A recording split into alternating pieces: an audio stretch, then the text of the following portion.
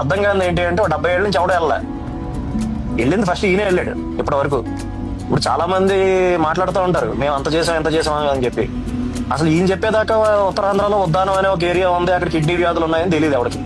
విజయనగరం జిల్లాలో బోధకాల సమస్యలు ఉన్నాయని తెలియదు. ఇంకా ఇప్పటికీ బోధకాల వ్యాధి ఉంది, ఎలిఫాంటియాసిస్ ఉంది, అక్కడ జనాలు ఇప్పటికీ దాంతో బాధపడుతున్నారు అనేది పవన్ కళ్యాణ్ గారు తీసుకొచ్చే వరకు లైవ్ లైట్ లో తెలియదు. ఇప్పుడు అందరూ ఏమంటారంటే మీకు ఏంట్రా మీకు ఒక సీట్ వచ్చింది 2019లో అంటారు. కానీ 2017 నుంచి మేము చేసిన పోరాట యాత్ర వల్ల ఇవన్నీ బయటకు వచ్చాయి. దాని రిజల్ట్ ఈ రోజు మాకు అధికారం వచ్చిన తర్వాత చూస్తున్నారు మీరు. ఓకే, కాబట్టి అదేమి మేము మా ఫెయిల్యూర్ అని మేము అనుకోవట్లేదు. అది మా ఫస్ట్ స్టెప్పింగ్ స్టోన్ సక్సెస్ కి. ఈ రోజు అధికారం వచ్చింది కాబట్టి ఇంకా రెస్పాన్సిబుల్ గా చేయగలుగుతున్నాం. అధికారం రాకపోయి ఉన్నా కూడా పవన్ కళ్యాణ్ గారు ఆదిలాబాద్ లో చేసినట్టు ఆయన సొంత నిధులు ఖర్చు పెట్టి ఎంతో కొంత చిన్న స్థాయిలో చేయగలిగేవాడు. ఈ రోజు అధికారం వచ్చింది కాబట్టి 1000 పైగా గ్రామాల్లో రోడ్లు వేయగలుగుతున్నాడు. అసలు రోడ్డు అంటే ఏంటో చూడకుండా డోలీల్లో కొండల మించి కిందకు వచ్చేటటువంటి గ్రామాల్లో మీకు ఇండిపెండెన్స్ వచ్చిన తర్వాత, ఈ దేశానికి స్వాతంత్రం వచ్చిన తర్వాత ఏ నాయకుడు పర్యటించినటువంటి గ్రామాల్లో, ఎక్కడ రోడ్లు అయినటువంటి గ్రామాల్లో ఆయన వెళ్ళి పర్యటించి ఈ రోజు వేయగలుగుతున్నాడు. అది ఆయనకు వచ్చిన అధికారం దానికి రిజల్ట్ తప్ప ఆయన ఇంటెన్షన్ ఓడిపోయినప్పుడు అదే, గెలిచినప్పుడు అదే ఆ ప్రాంతానికి సంబంధించినంత వరకు. అండ్ ఎక్కడ ఉన్నాడు, ఎక్కడ బస్ చేశాడు అంటే డుమ్రిగూడ మండలంలో బస్ చేశాడు నైట్. సరే ఈ డుమ్రిగూడ మండలం ఏంటి అంటే మీకు అసలు గుర్తుండుంటే 2018లో ఎమ్మెల్యే గారైన కిడారి సర్వేశ్వరరావు గారిని, తర్వాత తెలుగుదేశం పార్టీకి అక్కడ లోకల్ లీడర్ అయినటువంటి సివేరి సోము గారిని, వీళ్ళిద్దరిని కూడా మావోయిస్టులు కాల్చి చంపేశారు. అంత ప్రాబ్లమేటిక్ ఏరియాలో ఒక డిప్యూటీ చీఫ్ మినిస్టర్ ఓ రాత్రి అంతా అక్కడ ఉండిపోయి కాలినడకని నడుచుకుంటా టాపరాయి దాటి ఈ గ్రామాలకు వెళ్తున్నాడు అంటే అతనికి ప్రజాసేవ చేయాలి, ప్రజల కోసం మనం నిలబడాలి అనే ఇంటెన్షన్ కానీ చిత్తశుద్ధి కానీ లేకపోతే అసలు ఎందుకు వెళ్తాడు? ఇది point number 1. And okay, road చేస్తున్నాడు, ఇవన్నీ ఓకే, చాలా మంది మాట్లాడారు. కానీ ఒకటి మాత్రం ఫ్యాక్ట్ ఏంటంటే 8 ఏళ్ళ పిల్లాడు ఇంట్లో ఉంటే ఆడు జస్ట్ కింద పడిపోతేనే మనకి గుండె ఆగినంత పని అవుద్ది. అలాంటిది ఇంత పెద్ద యాక్సిడెంట్ జరిగి ఆల్మోస్ట్ ఈరోజు అతని లంగ్స్ లోకి మొత్తం స్మోక్ వెళ్ళిపోయి అతని కాళ్ళ మీద బర్న్స్ ఉంది. ఇంత జరిగినప్పుడు కొడుక్కి అతను ఏ మాదిరిగా అసలు ఈ టూరు నేను కంటిన్యూ నేను ఆ గ్రామానికి నేను ప్రామిస్ చేశాను, నేను అది ఫినిష్ చేసుకుని వెనక్కి వెళ్తాను అన్నది ఏదైతే ఉందో అది అసలు ఇంకా దట్ ఈస్ ద ఎపిట్. ఉండాల్సినటువంటి ఏ క్యారెక్టరిస్టిక్స్ లో మీరు తీసుకున్నా కూడా అన్ని ఆయనలో ఉన్నాయి అనేది ఇంకెంతకన్నా బెస్ట్ ఎగ్జాంపుల్ ఇంకొకటి లేదు. సో 100 డిసాటిస్ఫాక్షన్స్ ఉండొచ్చు మాలాంటి వాళ్ళకి పవన్ కళ్యాణ్ పార్టీ నడిపే విధానంలో ఉండొచ్చు, లేదంటే ఈ కమిటీల విషయంలో ఉండొచ్చు, 100 ఉండొచ్చు ఇష్యూస్. నిజంగా ఈ జనాలకి నేను ఏదో ఒకటి చెయ్యాలి అనేటటువంటి ఆ ఇంటెంట్ ఏదైతే ఉందో అందులో అసలు కాన్ఫ్లిక్టే లేదు. శత్రు అయినా సరే పొగడాల్సిందే పవన్ కళ్యాణ్. ఎందుకంటే ఈ రోజు ఏదైతే ఈ గ్రామం చేస్తున్నాడో ఇది హిస్టరీలో ఉండిపోద్ది పవన్ కళ్యాణ్ పేరు మీద. ఎందుకంటే నాకు తెలుసు రోడ్ వేయడం అంటే ఏదో చాలా రోడ్ వేయడం ఏముంది అంటే సిటీల్లో ఉండే వాళ్ళకి దాని ప్రాముఖ్యత, దాని ఇంపార్టెన్స్ అర్థం కాదు. ఇప్పుడు గోదావరి జిల్లాలో జిఎంసీ బాలయోగ్ గారు ఉండేవాళ్ళు, లోక్సభ స్పీకర్ కింద కూడా చేశారు ఆయన.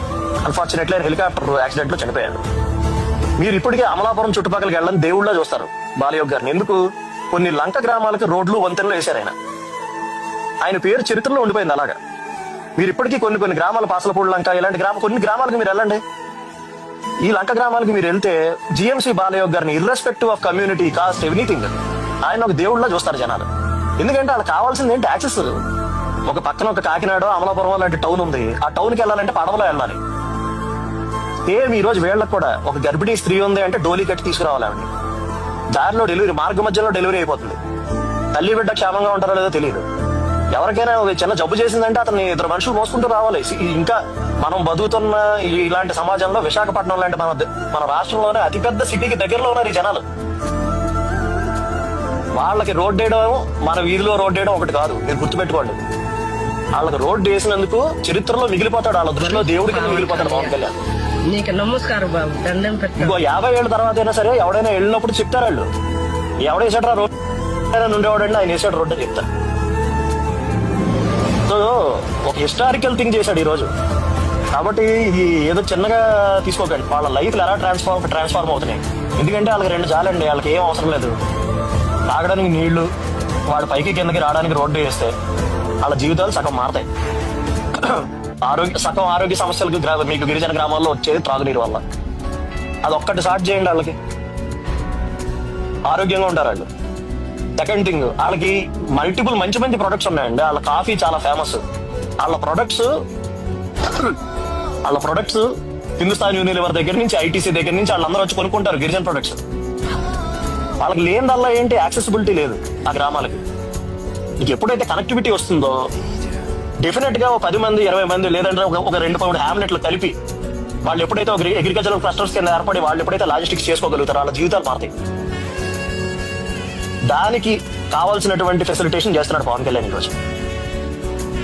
కాబట్టి ఇదేదో జస్ట్ మీ ఊళ్ళో వేసిన సిమెంట్ రోడ్డో మన వీధి చివర వేసిన తార్ రోడ్డో కాదు, ఇది వాళ్ళకి జీవితం. వాళ్ళకి అంత గొప్ప పని చేస్తున్నాడు. కాబట్టి దయచేసి వీలైనంత వరకు మీకు ఎంత చేతనైతే అంత పబ్లిసైజ్ చేయండి. ఎందుకంటే అతను ఏం చేస్తున్నాడో చూపించే మీడియా లేదు, సెలెక్టివ్ గా చూపిస్తుంది.